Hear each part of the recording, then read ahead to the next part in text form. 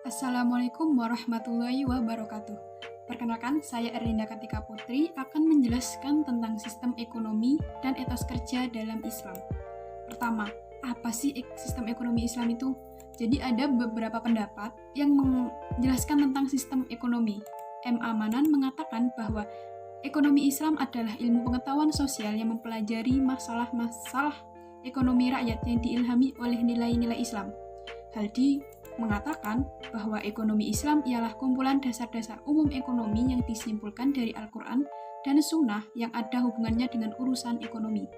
Sedangkan Ahmadi mengatakan bahwa sistem ekonomi Islam yakni bangunan perekonomian yang didirikan di atas landasan dasar-dasar yang sesuai dengan kondisi lingkungan dan masa. Dari ketiga pendapat ini dapat disimpulkan bahwa sistem ekonomi Islam adalah sekumpulan dasar-dasar umum ekonomi yang disimpulkan dari Al-Quran dan Sunnah dan merupakan bangunan perekonomian yang didirikan di atas landasan dasar-dasar yang sesuai dengan kondisi lingkungan dan masa tertentu. Selanjutnya yakni penjelasan tentang pendekatan Islam dalam ekonomi. Menurut Haldi, pendekatan Islam dalam masalah ekonomi berbeda dengan Barat karena kebijakan ekonomi Barat berasal dari perhitungan materialistik, sedangkan kebijakan ekonomi Islam mempertimbangkan moral agama. Yang pertama, konsumsi manusia dibatasi sampai pada tingkat yang perlu dan bermanfaat bagi kehidupan manusia. Yang kedua, alat pemuas dan kebutuhan manusia harus seimbang. Hal ini dikarenakan Islam pun mengajarkan bahwa kita tidak boleh menghambur-hamburkan sesuatu yang telah diberikan oleh Allah Subhanahu wa Ta'ala dan menggunakannya pun tidak boleh berlebihan. Selanjutnya tentang penegakan pengaturan distribusi dan sirkulasi barang dan jasa, nilai-nilai moral. Selanjutnya pemerataan pendapatan karena sumber kekayaan seseorang berasal dari usaha halal. Selanjutnya zakat sebagai sarana taraf hidup golongan miskin merupakan alat yang ampuh. Selanjutnya yakni nilai dasar dan instrumental ekonomi Islam. Nilai dasar dan instrumental ekonomi Islam ini dibagi menjadi tiga. Ada kepemilikan, keseimbangan, dan keadilan. Pertama, kepemilikan. Kepemilikan manusia tidaklah mutlak, karena segala sesuatu yang ada hanya milik Allah Subhanahu wa Ta'ala. Manusia hanya dititipi untuk menjaga dan mengurus serta memanfaatkannya sesuai dengan aturan Allah. Hadis yang diriwayatkan oleh Ahmad dan Abu Daud yakni al-muslimuna syuraka'u fi salasiu fil ka'il wal ma'i wan nar, yang artinya semua orang berserikat memiliki kepemilikan bersama dalam tiga hal, yaitu rumput, air, dan api. Selanjutnya yakni yang keseimbangan. Keseimbangan yang dimaksud di sini adalah keseimbangan dunia dan akhirat, keseimbangan kepentingan umum dan golongan, serta keseimbangan antara hak dan kewajiban. Dalam Al-Quran surat Al-Furqan ayat 67 yang berbunyi Bismillahirrahmanirrahim wallazina iza anfaqu lam yusrifu wa lam yaqturu wa kana baina dzalika qawama, yang artinya orang-orang yang apabila membelanjakan harta mereka tidak berlebihan dan tidak pula kikir adalah pembelanjaan ideal di tengah-tengah antara yang demikian itu. Berlebihan itu sangat tidak dianjurkan. Bukan tidak dianjurkan lagi, tapi tidak diperbolehkan. Apabila membelanjakan harta pun haruslah sesuai dengan kebutuhan dan manfaatnya. Selanjutnya yakni tentang keadilan. Keadilan dimaksud di sini adalah keadilan kebijaksanaan dalam mengalokasikan kegiatan ekonomi tertentu bagi orang-orang yang tidak mampu. Dalam Quran surat Al-Isra ayat 16 yang berbunyi Bismillahirrahmanirrahim wa iza aradna an nuhlika qaryatan amarna mutrafiha fafasaqu fiha fahaqqan 'alaiha qawlu fadammarnaha tadmira, yang artinya jika kami hendak membinasakan suatu negeri maka kami perintahkan kepada orang-orang yang hidup mewah di negeri itu agar menaati Allah, tetapi mereka melakukan kedurhakaan di negeri itu. Sangatlah mudah untuk membinasakan suatu negeri apabila kaum-kaum yang ada di negeri tersebut hidup mewah dan serta tidak menaati perintah Allah Subhanahu wa Ta'ala.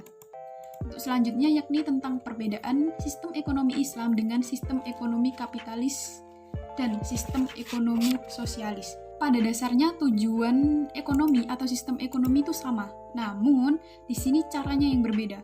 Hal yang membedakan sistem ekonomi Islam yakni yang pertama ada asumsi dasar dan norma pokok, yang mana asumsi dasar dan norma pokok yang dianut oleh sistem ekonomi Islam adalah syariat Islam yang diberlakukan secara menyeluruh. Yang selanjutnya yakni prinsip ekonomi. Prinsip ekonomi Islam ini merupakan penerapan asas efisiensi dan manfaat dengan tetap menjaga kelestarian lingkungan. Jadi tidak merusak lingkungan, efisien, dan serta manfaatnya itu juga yang diutamakan. Selanjutnya itu yakni motif ekonomi. Motif ekonomi Islam ini yakni mencari keseimbangan antara dunia dan akhirat dengan jalan beribadah dalam arti yang luas. Selanjutnya yakni respon Islam atas transaksi modern. Yang pertama yakni e-commerce atau perdagangan elektronik. Dalam perdagangan Islam, jual beli memiliki rukun dan syarat, yakni penjual dan pembeli, ijab dan qabul, serta objek transaksi. Dalam perdagangan elektronik, penjual di sini disebut merchant, pembeli disebut customer. Ijab dan qabulnya pun berbeda, yakni berupa payment atau pembayaran. Serta objek transaksinya itu di sini adalah barang atau jasa yang ditawarkan secara online. Yang kedua yakni bunga bank konvensional. Bank konvensional yakni bank yang menggunakan sistem bunga dalam bertransaksi dengan nasabah. Pandangan Islam tentang hukum bank konvensional mendapatkan jawaban yang berbeda-beda. Ada yang mengatakan bahwa bank konvensional ini haram, ada yang mengatakan juga mubah, dan ada juga yang mengatakan bahwa mutasyabihat atau tidak jelas haram dan halalnya. Selanjutnya yakni bunga bank syariah. Bank syariah yakni bank yang dirancang sesuai dengan ajaran atau syariat Islam. Bank syariah beroperasional berdasarkan sistem simpanan, sistem hasil bagi, margin keuntungan, sewa, dan juga fee. Namun dalam praktiknya terdapat penyimpangan sehingga belum secara sempurna mengacu pada tujuan ekonomi Islam. Untuk yang selanjutnya yakni hukum bunga bank. Ada beberapa pendapat. Yang pertama menurut Abu Zahra, guru besar hukum Islam dari Universitas Kairo Mesir. Hukum bunga adalah sama dengan riba nasi'ah yang berarti dilarang. Sedangkan menurut Mustafa Ahmad Az-Zakro, guru besar hukum Islam dan hukum perdata, bunga hutang piutang yang komutatif itu riba. Sedangkan yang produktif tidak sama dengan riba nasi'ah. Ada lagi yang berpendapat, yakni Al-Hasan, ahli tafsir dan tokoh Islam Persis, berpendapat bahwa bunga bank bukanlah riba. Selanjutnya yakni etos kerja dan kemandirian hidup. Etos kerja. Dalam etos kerja, sebelum masuk ke etos kerja, kita harus tahu bahwa ada etika kerja dalam Islam. Yakni menyadari bahwa pekerjaannya terkait dengan Allah, bekerja dengan cara halal, tidak memberikan beban lebih kepada pekerja, tidak melakukan pekerjaan yang dilarang Allah, dan profesional dalam bekerja. Untuk mendapatkan kesuksesan dalam belajar, perlu adanya etos kerja yang tinggi, karena etos kerja berhubungan dengan orientasi masa depan, menghargai waktu, tanggung jawab, hemat, dan sederhana dalam pengeluaran, serta persaingan yang sehat. Etos kerja sendiri memiliki karakteristik yaitu baik dan bermanfaat, kualitas kerja yang mantap, kerja keras, tekun dan kreatif, berkompetisi dan saling menolong, objektif atau jujur, disiplin, istiqomah, serta percaya diri, efisiensi, dan hemat. Yang selanjutnya yakni kemandirian hidup. Dalam Islam, kemandirian adalah melakukan usaha sekuat-kuatnya untuk tidak menjadi benalu bagi orang lain. Selagi masih mampu, dengan kata lain manusia hanya cukup bergantung pada Allah Subhanahu wa Ta'ala. Setiap manusia diberikan kemampuan untuk mengubah nasibnya sendiri. Tolong-menolong memang sangat penting dan sangat dianjurkan, tetapi bukan berarti bergantung pada orang lain, karena sejatinya hanya kepada Allah Subhanahu wa Ta'ala kita bergantung. Sekian, terima kasih penjelasan saya tentang sistem ekonomi dan etos kerja dalam Islam. Akhirul kalam, wassalamualaikum warahmatullahi wabarakatuh.